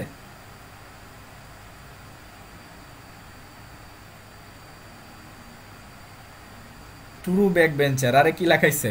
এটা এটা কি ঠিক আছে নাকি বলো? না, এটা ঠিক নাই। আচ্ছা, না ঠিক নাই। আচ্ছা হ্যাঁ, আসলেই ঠিক নাই, কিন্তু এখানে ঝামেলা আছে। কেন? কারণ অ্যাসিডের পিএইচ তোমার কি হয়ে গেছে, 7-এর থেকে বেশি হয়ে গেছে। আচ্ছা, তো এক্ষেত্রে কি করতে হবে জানো? দেখো, আমরা যেটা করছি, আমরা হচ্ছে 10⁻⁻8 মোলার কনসেন্ট্রেশন নিছি সালফিউরিক অ্যাসিডের, যেটা আসলে এত ক্ষুদ্র, এত সামান্য, মানে এইরকম কনসেন্ট্রেশনের সালফিউরিক অ্যাসিড আসলে ইউজই করা হয় না। বুঝতে পারছো? সো এরকম সালফিউরিক অ্যাসিড যদি তুমি ইউজ করো, এরকম কনসেন্ট্রেশনের সালফিউরিক অ্যাসিড যদি ইউজ করো, সেক্ষেত্রে কি ঘটনা ঘটে সেটা আমরা একটু দেখব। আচ্ছা, তার আগে একটা জিনিস তোমাকে বলে দেই। যখন তুমি এইচ প্লাস কিংবা ওইচ মাইনাসের কনসেন্ট্রেশন ক্যালকুলেট করবা, ক্যালকুলেট করার পরে, মানে শুধু কনসেন্ট্রেশন ক্যালকুলেট করবা, কনসেন্ট্রেশন ক্যালকুলেট করার পরে তুমি যদি দেখো তোমার মানটা আসতেছে 10⁻⁻5 থেকে ছোট কিংবা তার সমান। আবার বলি, তুমি যদি ক্যালকুলেট করো এইচ প্লাসের মান, এক্ষেত্রে ক্যালকুলেট করার পরে তুমি যদি দেখো তোমার মানটা আসতেছে হচ্ছে 10⁻⁻5 মোলার থেকে ছোট কিংবা তার কম, সেক্ষেত্রে তুমি যেটা করবা, সেক্ষেত্রে তুমি হচ্ছে ওই এইচ প্লাসের কনসেন্ট্রেশনের সাথে একটা জিনিস অ্যাড করে দিবা, সেটা হচ্ছে 10⁻⁻7। কেন অ্যাড করছো সেটার কাহিনী পরে বলতেছি। তো এই 10⁻⁻7টা আসলে কোথা থেকে আসছে? এই জিনিসটা আসে হচ্ছে পানির এইচ প্লাস থেকে, মানে পানির এইচ প্লাস তার কনসেন্ট্রেশনটা তখন যুক্ত হয়ে যাবে এর সাথে। কেন যুক্ত হবে ব্যাখ্যা করতেছি। তো তুমি যেটা করবা, তুমি হচ্ছে এই 10⁻⁻7 যোগ করে দেন হচ্ছে তুমি পিএইচটা ক্যালকুলেট করবা। ঠিক আছে? আচ্ছা, তো এইটা যোগ করে পিএইচ যখন ক্যালকুলেট করতেছো, কি ঘটনাটা ঘটে সেটা আগে দেখি। কেন এটা করতেছো যোগ করে ক্যালকুলেট? তুমি দেখো, এখানে 10⁻⁻8 মোলার নেওয়া হয়েছে। সো তুমি যদি 2 দিয়ে গুণ করো, এটা কিন্তু স্টিল 10⁻⁵ থেকে ছোট হয়। সো ছোট হইলে বলছি তুমি ওই এইচ প্লাসের কনসেন্ট্রেশনের সাথে 10⁻⁷ যোগ করবা, যোগ করে তুমি হচ্ছে ক্যালকুলেটটা করবা। সো তুমি ক্যালকুলেট করে দেখো কি হয়, লাভ কি এতে? 10⁻⁸, ওকে, আর 10⁻⁻7 আছে। সো তুমি যোগ করে যখন ক্যালকুলেট করতেছো, মানটা কত আসে?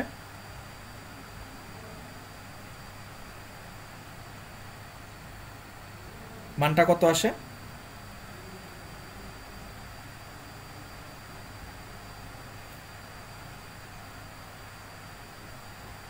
আচ্ছা, তো মানটা আসে হচ্ছে 6.920, এরকম একটা মান আসে। তাহলে দেখো, তোমার মানটা কিন্তু এখন 7-এর থেকে কমে গেছে, মানে সেটা কিন্তু অ্যাসিডের রেঞ্জের মধ্যে পড়ে গেছে, অ্যাসিডের মধ্যে পড়ে গেছে। তাইলে জিনিসটা কিন্তু তোমার এখন ভ্যালিড। হ্যাঁ, মানটা কিন্তু এখন গ্রহণযোগ্য। ঠিক আছে? আচ্ছা, তাহলে একটা জিনিস আগে বলি, যে তোমার যখন এইচ প্লাস কিংবা এইচ মাইনাসের কনসেন্ট্রেশন 10⁻⁻5 থেকে ছোট কিংবা তার কম সমান হয়, তখন সব সময় এই 10⁻⁻7 ওই এইচ প্লাসের সাথে যোগ করে দেন পিএইচ ক্যালকুলেট করবা। তাতে লাভ হবে কি জানো? যদি কখনো 7-এর অধিক মান চলে আসে অ্যাসিডের ক্ষেত্রে, সেটা তখন তোমার 7-এর নিচে চলে আসবে এবং এই মানটা কিন্তু ভ্যালিড। হ্যাঁ, তখন এভাবে এইটা তোমার কারেক্ট অ্যান্সার হবে। ওকে, সো এই পর্যন্ত যদি আমরা বুঝতে পারি, তাহলে আমরা একটু ইয়েস জানাই। তো এখানে একটু ইয়েস জানায় দাও, দেন আমি ব্যাখ্যা দিচ্ছি যে কেন 10⁻⁻7 আমরা হচ্ছে যোগ করছি। বলো। এই পর্যন্ত বুঝতে পারলে ইয়েস জানো। ইয়েস ইয়েস, বুঝতে পারছো?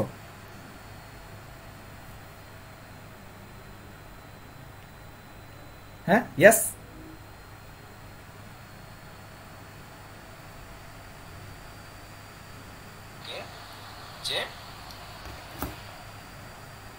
হ্যাঁ, ইয়েস, ওকে ওকে ওকে, ঠিক আছে, very good very good very good, ঠিক আছে। তাহলে এই পর্যন্ত যদি বুঝে থাকি, এবার আমি আসলে ব্যাখ্যাটা দিই। চলো, কেন আমরা আসলে 10⁻⁻7 যোগ করলাম? দেখো, আমরা আসলে এত পাতলা, দেখো 10⁻⁻8 মানে অনেক পাতলা সালফিউরিক অ্যাসিড নিয়ে কাজ করতেছি, একেবারে লঘু। তো নর্মালি আমরা এত পাতলা সালফিউরিক অ্যাসিড নিয়ে আসলে কাজ করি না। কিরকম করি?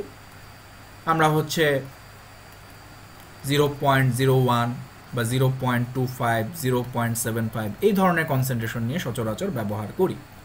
বাট এখানে আমরা যেটা করছি 10⁻⁻8 মোলার নিয়ে কাজ করতেছি। তাহলে এইটা নিয়ে যখন কাজ করতেছি, এবং আমরা কিন্তু সালফিউরিক অ্যাসিডের দ্রবণ নিই, তাই না? অতি লঘু দ্রবণ নিছি।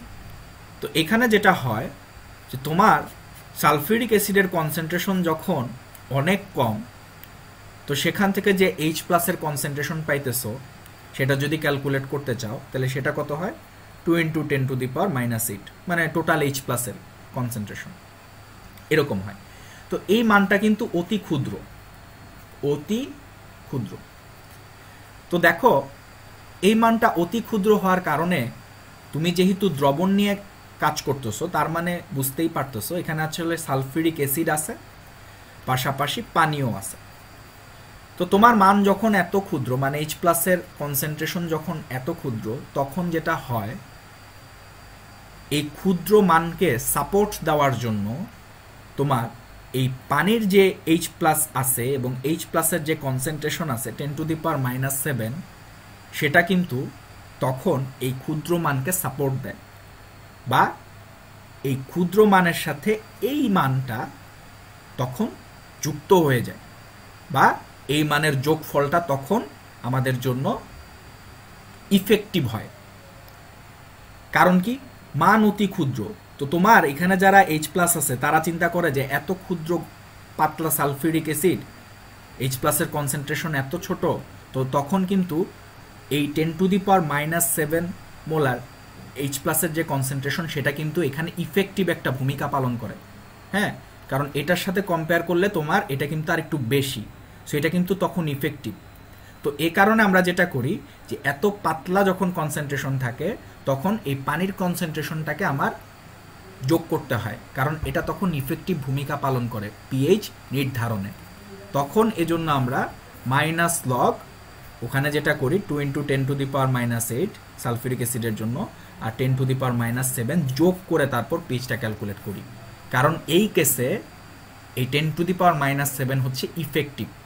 বাট তোমার মান যদি এরকম থাকতো, ধরো সালফিউরিক অ্যাসিডের কনসেন্ট্রেশন একটা আছে, তার থেকে H প্লাসের কনসেন্ট্রেশন পাইছো হচ্ছে 0.25। তো এখন তুমি একটু চিন্তা করো, তুমি তো সবসময় দ্রবণ নিয়েই কাজ করো, তার মানে এখানে পানিও আছে। এখন একটু ভাবো যে তোমার যখন সালফিউরিক অ্যাসিডের কনসেন্ট্রেশন বেশি থাকে, কিংবা H প্লাসের কনসেন্ট্রেশন যদি এই কেসে 0.25 হয়ে থাকে, তো এর সাথে কিন্তু ওই H প্লাস মানে পানির যে কনসেন্ট্রেশন 10⁻⁻7, এই জিনিসটা আসলে যোগ দেওয়ার কিছু নাই। কারণ কি? এই 0.25 কিন্তু অনেক বড়। সো তুমি এই 10⁻⁻7 যোগ দিলেও আসলে কিছুই করতে পারবা না।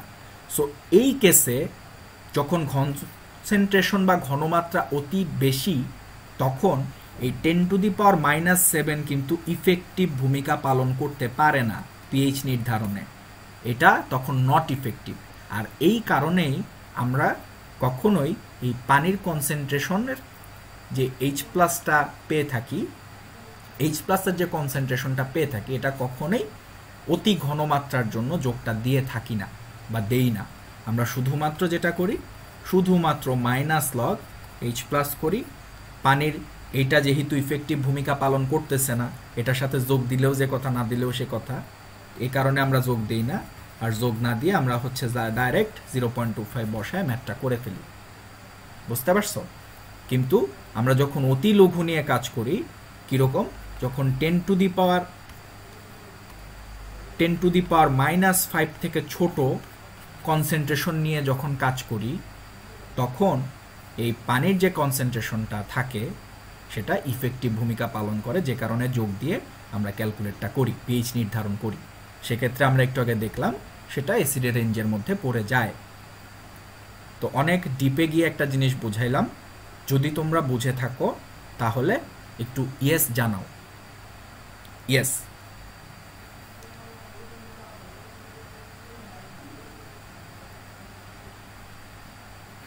যদি বুঝে থাকো ইয়েস জানাও। Yes yes,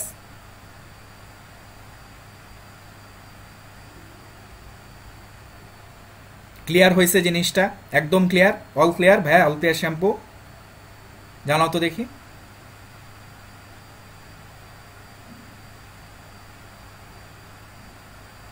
clear? Yes yes yes yes yes, আশা করি তোমরা বুঝতে পারতেছো। Yes, okay, yes yes yes yes. আরো কটা ইয়েস দেখতে চাই।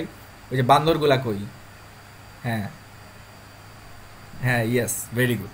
তাহলে এই জিনিসটা আশা করি তোমরা নতুন শিখছো, তো মজা পাইছো? হ্যাঁ, এই যে বান্দর ইয়েস বলছে, ওকে, ইয়েস। হ্যাঁ, আবেগে কাইন্দালছে আরেকজনে। হ্যাঁ, স্ফটিক পরিষ্কার, বাহ, অল ক্লিয়ার ভাই। হ্যাঁ, তো এই হচ্ছে ভেতরের নিগুড় কথাবার্তা। হ্যাঁ, এগুলো আসলে তোমাকে ওইভাবে কেউ বলবে না, বাট আমি একটু ভালো তো তাই বলে দিলাম, ঠিক আছে? ওকে, তাহলে আশা করি আমরা এই টাইপের প্রবলেম যদি কখনো ফেস করি, আমরা ওয়ে জানি এবং সেই ওয়েতে আমরা হচ্ছে সমাধান করব। এবং এগুলা হচ্ছে অ্যাডমিশনের জন্য অনেক বেশি ইম্পর্টেন্ট, অ্যাডমিশনের জন্য। এগুলো এইচএসসি লেভেলের জিনিসপত্র না। আর আমি আগেই বলছি তোমাদের আসলে অতি আবেগে আমি অ্যাডমিশন সহ পড়াই দিব এই চ্যাপ্টারটা। ওকে ওকে, তো এবার চলে আসো একটা ম্যাথ করি, বুয়েটে আসছিল, তো এই ম্যাথটা দেখি আমরা পারি কিনা। তো ম্যাথটায় কি বলছে, এটা হচ্ছে দুর্বল অ্যাসিড কিংবা ক্ষার, এই টাইপের ম্যাথ। তো প্রথম দিকে আমরা কি করছি দেখো, এতক্ষণ পর্যন্ত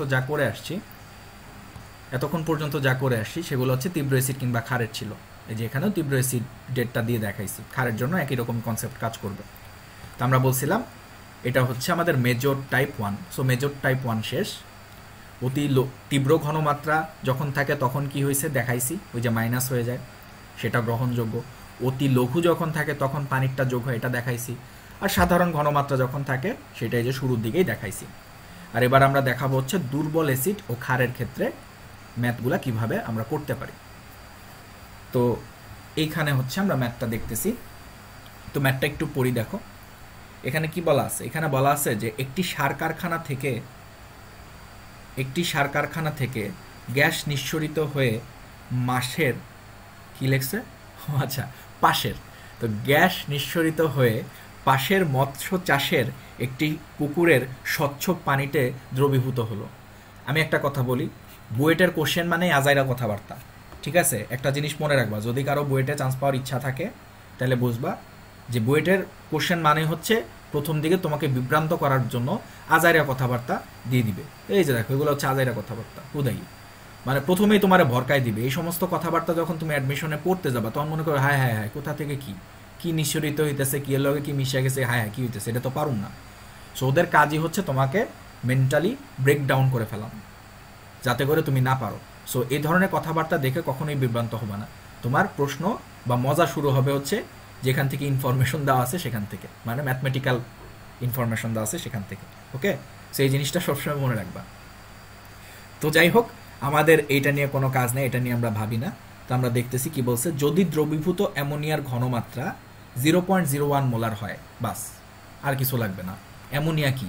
অ্যামোনিয়া হচ্ছে একটা ক্ষার। যদি দ্রবীভূত অ্যামোনিয়ার ঘনমাত্রা বলে দিছে 0.01 মোলার হয়, বিয়োজন ধ্রুবক কেবি, মানে ক্ষারের বিয়োজন ধ্রুবক যদি 1.80 × 10⁻⁻5 হয়, তাহলে পুকুরের পানির পিএইচ কত হবে? আর পুকুরটি মৎস্য চাষের উপযুক্ত হবে কি? মনে করো জাতির বিবেকের কাছে প্রশ্ন।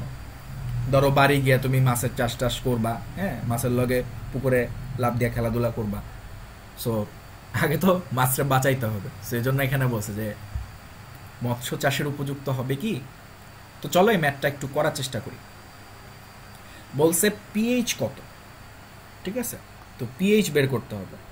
তো এখন আমরা কি করতে পারি দেখো, এখানে ক্ষার নিয়ে কথাবার্তা বলা আছে, তার মানে ক্ষার নিয়ে কথাবার্তা বলা থাকলে আসলে আমরা ওইচ মাইনাস সম্পর্কে একটা আইডিয়া পাই।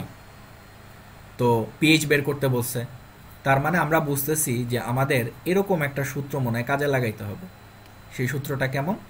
পিএইচ প্লাস পিওএইচ সমান সমান 14।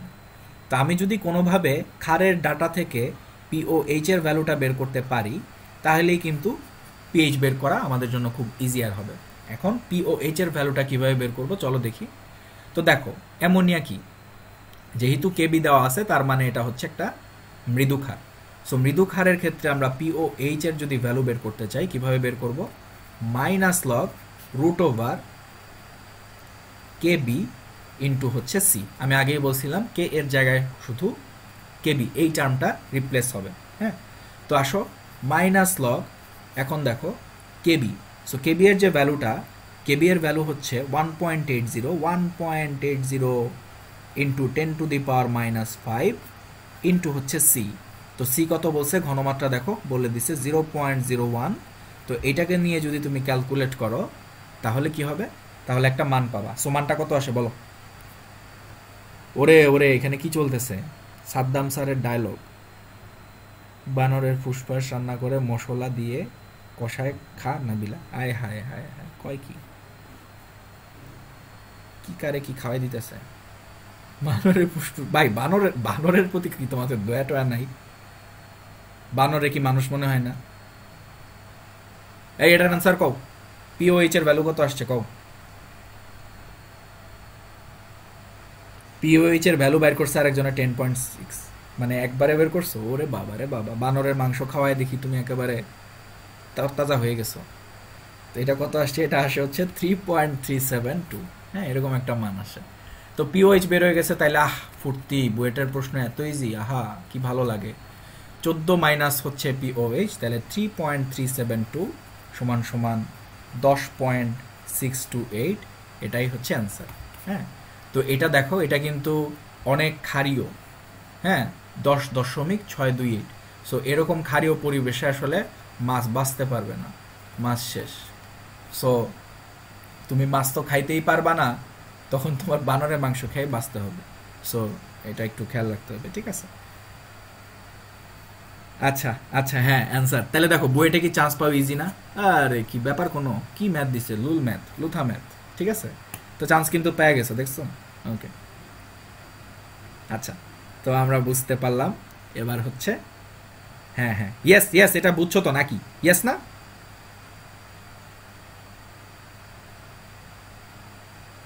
হ্যাঁ, মারা যাবে, হ্যাঁ, মাছ বাঁচতে পারবে না তো ক্ষারীয় পরিবেশে। ওকে, সো চাষের উপযুক্ত হবে কি? সুন্দর করে বলবা, হবে না, এভাবে বলবা।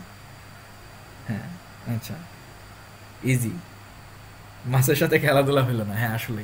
তো এবার চলে আসে আরেকটা ম্যাথ, চলো এই ম্যাথটা আমরা দেখি, করার চেষ্টা করি। তো এখানে কি বলছে? এখানে বলছে যে অ্যামোনিয়াম হাইড্রোক্সাইড, সে হচ্ছে ব্যাঙ্গে চুরে গেছে, ব্যাঙ্গে হচ্ছে অ্যামোনিয়াম প্লাস আয়ন তৈরি করছে আর ওইচ মাইনাস আয়ন তৈরি করছে। সো বিক্রিয়াটির শুরুতে 25 মোল অ্যামোনিয়াম হাইড্রোক্সাইড থাকে। বিক্রিয়ার শুরুতে তুমি হচ্ছে 25 মোল অ্যামোনিয়াম হাইড্রোক্সাইড নিয়ে কাজ করতেছো, এখান থেকে কেবলমাত্র 5 মোল আয়নিত হয়। বুঝো কথাবার্তাগুলা? তো বিক্রিয়ার শুরুতে 25 মোল অ্যামোনিয়াম হাইড্রোক্সাইড থাকে, তার মানে এই যে মানটা আছে সেটা কিন্তু শুরুর মান, শুরুর মোল সংখ্যা, তাহলে এটা হচ্ছে এ নট। আর এখান থেকে কেবল 5 মোল আয়নিত হয়, তার মানে এটা আসলে কিসের মান? এটা হচ্ছে এর মান। হ্যাঁ, এটা কি? এটা হচ্ছে সেই বিয়োজিত মোল সংখ্যা যেটা ছিল, 5 মোল আয়নিত হয়েছে। হ্যাঁ, সো এটা হচ্ছে সেই এর ভ্যালু। তো আমাদের এখানে কি বলছে? তাহলে অ্যামোনিয়াম হাইড্রোক্সাইডের বিয়োজন মাত্রা কত? ঠিক আছে, তার মানে আলফা অফ অ্যামোনিয়াম হাইড্রোক্সাইড সেটা জানতে চাইছে। আহা কি আনন্দ! তো এখানে কি বলছে? ঘনমাত্রা বলে দিছে তোমার হচ্ছে 0.01 মোলার। ওকে, এটা হচ্ছে কনসেন্ট্রেশন। আর কেবি যেটা, কেবি এর ভ্যালুও জানতে চাইছে। আচ্ছা, তো এই সমস্ত ব্যাপারগুলা চাইছে, তো চলো আমরা একটু করার চেষ্টা করি। তো অ্যামোনিয়াম হাইড্রোক্সাইড, একদম বেসিক থেকে আসি। তো এটা হচ্ছে NH4+ আর হচ্ছে OH-। তো আমাদের আদি অবস্থার ঘনমাত্রা দেওয়া আছে, ঘনমাত্রা না, ইনফ্যাক্ট এখানে মোল সংখ্যা দেওয়া আছে। সো সেটা কত? সেটা হচ্ছে 25। ওকে, তো এটা 0, এটা হচ্ছে 0। সো সাম্যাবস্থায় কি হবে? সাম্যাবস্থায় হবে হচ্ছে 25 মাইনাস, এই যে দেখো 5 মোল আয়নিত হয়েছে বলছে। সো এই যে এটা হচ্ছে সেই আয়নিত হওয়া পরিমাণ, বিয়োজিত মোল সংখ্যা। সো এটা 5, এটা 5। তো যাই হোক, এখন আমাদের কি বের করতে বলছে? আমাদের বের করতে বলছে অ্যামোনিয়াম হাইড্রোক্সাইডের বিয়োজন মাত্রা কত। আহা, এই জিনিসগুলো না লিখলেও পারতা, তো আমি দেখাইলাম। তো অ্যামোনিয়াম হাইড্রোক্সাইডের বিয়োজন মাত্রা, বিয়োজন মাত্রা সমান সমান A/A0। হ্যাঁ, তো উপরে কি হবে? উপরে হচ্ছে বিয়োজিত মোল সংখ্যা, মোট বিয়োজিত মোল সংখ্যা কত? সেটা 5। আর আদি মোল সংখ্যা কত? আদি মোল সংখ্যা হচ্ছে 25। আহা, কি ফুর্তি, আনন্দ, 5 5 25, তাহলে 1/5। সো 1/5 মানে কত? 1/5 মানে হচ্ছে 0.20। আর এটার এমনি দেখতে ভালো লাগে না, হ্যান্ডসাম সুন্দর ফিগার বানা করে দিতে হবে। তো 100 দিয়ে গুণ করবা। সো বানাইছো, বানানোর পরে তোমার মান আসছে হচ্ছে 20%। তাহলে এটা হচ্ছে একটা অ্যান্সার। এই যে এই কাজ হয়ে গেছে। এবার কি বলছে? কেবি এর মান কত? আহা আহা, আলফা জানলে কেবি এর মান তো বের করা খুব ফুর্তিমূলক।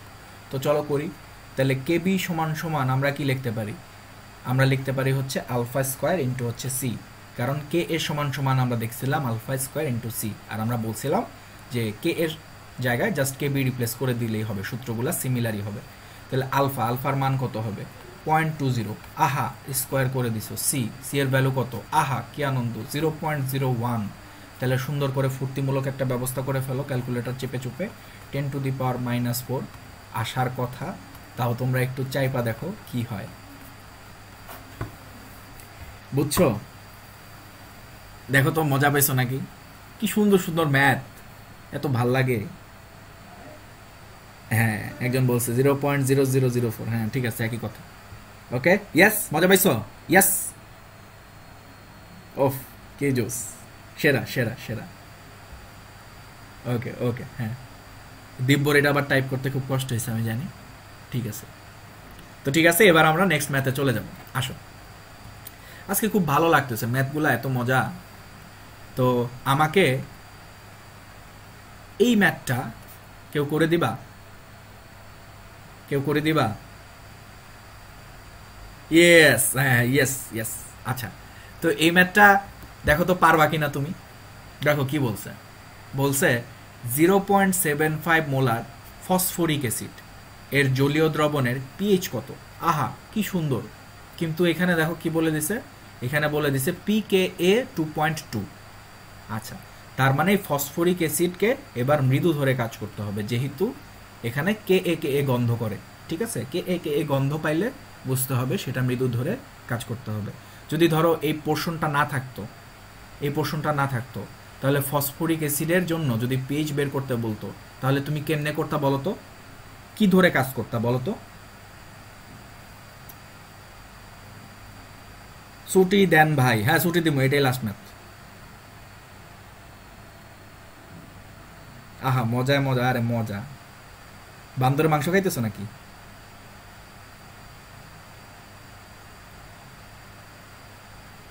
অর্পিতা, আচ্ছা। তো আশা করি আমরা বুঝতে পারতেছি। তো এটা তখন কিন্তু তীব্র অ্যাসিড ধরে কাজ করতে হইতো, যেহেতু কে এতে দেওয়া আছে বা বের করার ওয়ে আছে, তাহলে এটা মৃদু অ্যাসিড। তাহলে চলো এটা করবো কিভাবে বলো। পিএইচ সমান সমান আমরা কি লিখতে পারি? পিএইচ সমান সমান আমরা লিখতে পারি হচ্ছে -log H+। তাইলে এখানে কি লিখবো? -log H+। তো H+ এর জায়গায় কি করবা এবার বলো তো? H+ এর জায়গায় কি ইউজ করবা? দেখো আমি কিন্তু সূত্র দেখাই দিছি, ঠিক আছে? কোথায়? এই যে, এই যে, জিরাফেরও খলি যাব না। আয় হায় রে ভাই, রাক্ষস নাকি তোমরা, শাকচুন্নি। আচ্ছা, তো এইখানে দেখো আমরা কিন্তু এবার এই পলিপ্রোটিকের এই ফরমেশনটা ইউজ করতে পারি, যেটা হচ্ছে ইজিআর ফরমেশন। তাহলে চলো এটা দিয়ে আমরা ম্যাথটা করে ফেলি। তো যদি করতে চাই তাহলে কি করব? H+ এর জায়গায় এটা বসায় দিই, E+1 E ইন্টু কে এ ইন্টু সি। তাহলে এটা একটু ক্যালকুলেট করো দেখি কত হয় ছোট্ট বন্ধুরা, দেখি কে কত ক্যালকুলেট করতে পারো। ইয়ের ভ্যালু কত? ইয়ের ভ্যালু হচ্ছে কত হবে জানাও দেখি একটু আগে।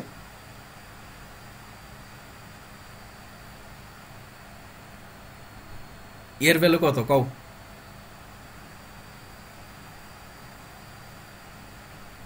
হইছে হইছে, ইয়ের ভ্যালু কও আগে কত?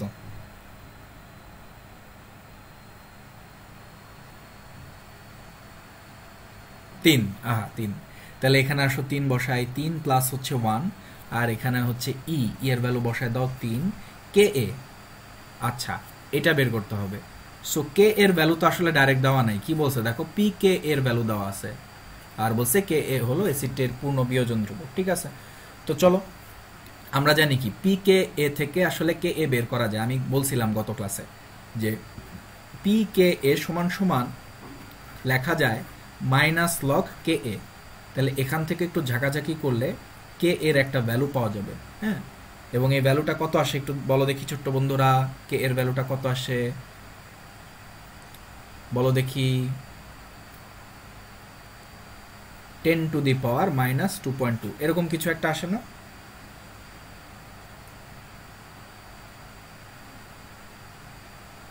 হ্যাঁ, এরকম কিছু একটা আসবে। তাহলে চলো করে ফেলি, এখানে বসাও কে এর ভ্যালু 10⁻².2 ইন্টু হচ্ছে সি। সি কি কনসেন্ট্রেশন, কত দেওয়া আছে, আহা কি ভালো, এখানে এটা বসায় দিলাম 0.75। আচ্ছা, তাহলে এটা ক্যালকুলেট করো দেখি বাবাজি, ক্যালকুলেট করার পরে দেখো কত আসে, মান জানো?